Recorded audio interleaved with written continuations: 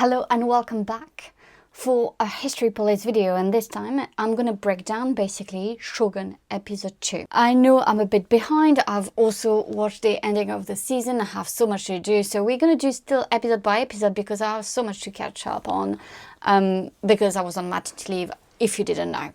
Shogun episode 2 is basically the follow-up of episode 1, where they set up everything for us to understand what's going on, not just in Japan but also in Europe. And I found very interesting that we have this idea of the conflict between Protestants and Catholics so well explained in many ways in the show, though they could do a better job, because obviously, you know, in 1600, when the show happens, there is a big divide between Protestants and Catholics. It has happened like for decades. First Reformation, I mean, it's very hard to know exactly when it happened. I'm going to explain this to you because I think it gives you a bit more of historical context to understand what's going on in Shogun.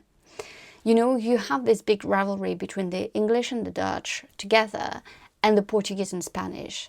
And I think it's important to understand that it comes from, obviously, what happened at the beginning of the 16th century. At the beginning of the 16th century, there were people who were very unhappy with how the Catholic Church was using religion, sometimes as a political tool to control countries in Europe, but also to control the population, and especially the poor.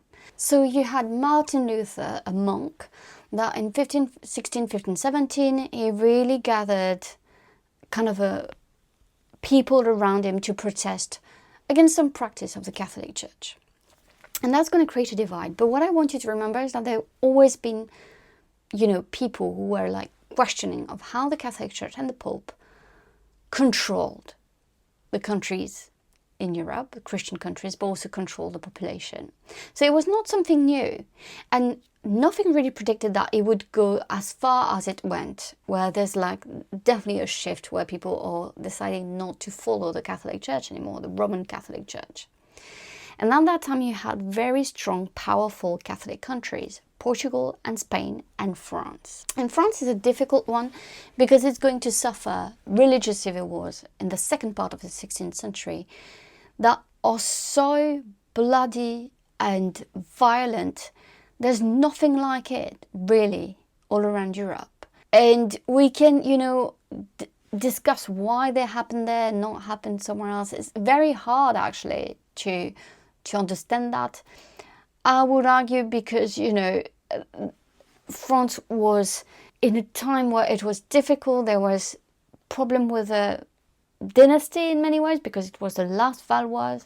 So they were seen, the kings were seen as very weak, which they weren't, by the way, but they were seen as very weak. And you obviously also had a woman by their side, their mother, Catherine de' Medici. So I think all of this played a role in how things panned out, basically, in France. But you had three very strong Catholic countries. We know that England is going to break with Rome, not for political reasons, but more for personal reasons. Though it is obviously political, because Henry VIII broke with Rome because he wanted a new wife, he wanted a male heir. And Catherine of Aragon, a Catholic queen, Spanish, could not give him that. So he's going to, in the end, break with Rome, marry Anne Boleyn, but he didn't change his religion. You know, he doesn't become Protestant. And I think at the time, in the early 16th century, it's very hard to decide who's Catholic, who's Protestant. There are just people questioning, challenging the church's authority and practices. That's how I view it. But then things are going to develop. More people are going to write about it. You're going to have more thinkers about it. You're going to have, you know, humanist ideas and trying to reframe what it was to be Christian. Do we need the Pope? Do we need this type of hierarchy in the Catholic Church? And it's where Protestantism is going to, you know, be born.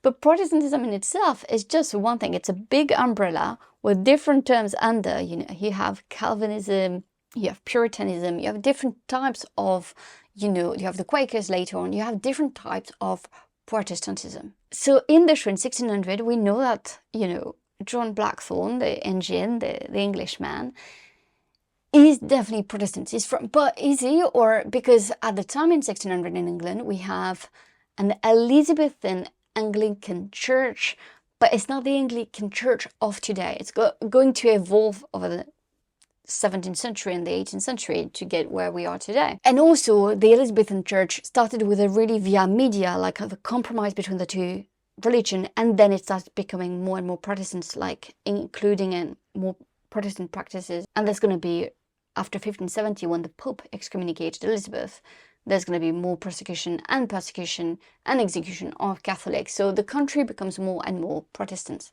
The big alliance between England and, the Netherlands is based on religion, but it's also based on politics. They're allies because they're fighting the Spanish and the Portuguese and their influence. Here, it's for you to understand that, the rivalry you have often between, the Spanish guy, the Portuguese guys, and the Anjin comes all from, with that background, historical background. In the show, what's also interesting is that obviously the Anjin is very trying to use the conflict they have in Europe to kind of bring into Japan. In the episode 2, we have the Anjin trying to explain the conflict and trying basically to say that the Portuguese and the Spanish are not good for Japan. And it's something that's going to be very interesting for Lord Toranaga, because he's going to think there's a power play here that might be useful as well for what's happening in Japan. We have the scene as well, we have some flashback, we have some understanding about what's happening with Taiko and his son, and with Toranaga. We see like that despite their differences, they came to an agreement to preserve the peace in Japan. We also see how, the other regions are going to try to bring down Toranaga. And I think what's so interesting in episode 2 is how, like, we have the Catholic Japanese has let the Anjin, the English Protestant, live and is going to take him under his control.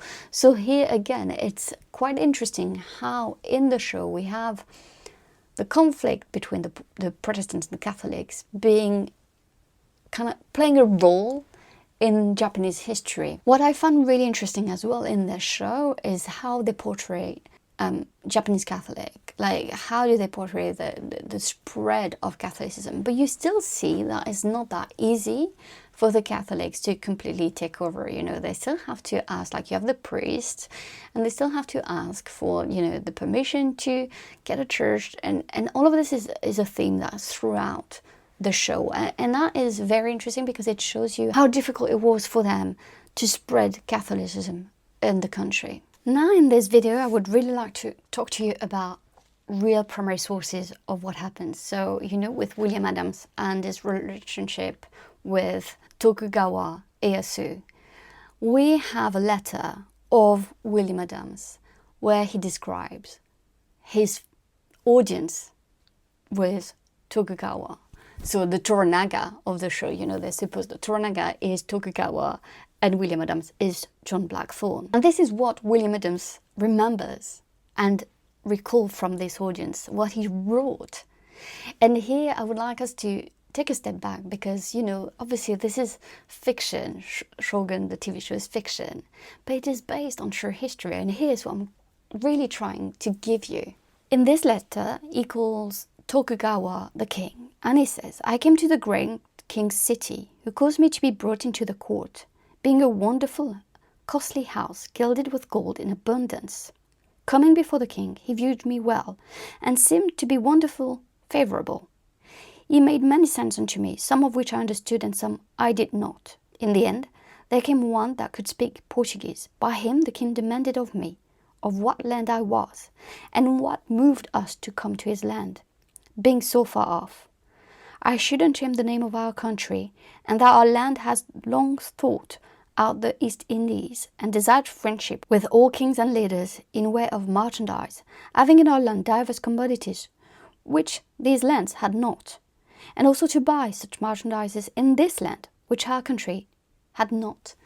We have here, like, William Adams really explaining that he's here to trade. He's here to make a big trade. But when he's talking about his country, we know that William Adams was part of, a Dutch fleet. So here it's very interesting how the interest of the English and the Dutch were actually so intertwined. And you can see that they were doing trade together. they were working together to rival basically the Portuguese and the Spanish. He continues this letter talking about this rivalry. He said that the king asked him if England was at war. I answered him, yes, with the Spaniards and Portuguese, being in peace with all of the nations. He continued his writing, saying that Tokugawa asked him, in what do you believe? I said, in God that made heaven and earth. He asked me diverse other questions of things, of religion and many other things. In the end, in this audience, William Adams was bold enough to ask for a trade agreement here and then. But he said that the Lord actually left and did not wish to continue the conversation. William Adams reveals that Tokugawa asked for William Adams to be put back to prison. 2 days after, he sent for me again and inquired of the qualities and conditions of our countries, of wars and peace, of beasts and cattle of all sorts, and of the heavens. It seemed that he was well content with all my answers. Nevertheless, I was commended to prison again. Here he wrote that his lodging were a bit better. So little by little, he was building this relationship. And this is what we have here in the show. And I think this first audience in 1600 between Tokugawa and the Anjin is quite well represented when he's questioned about his relationship with the Portuguese and Spanish. But we don't have this type of details. And we don't have the word that William Adams slowly but surely is making his way into this Japanese society. I hope you enjoyed this little bit of true history from the Shogun, TV show, and that you enjoyed this episode review. I will keep making some. So if you have any questions, you can put them down below in the comments and I'll reply to you. Thank you so much for watching. Bye.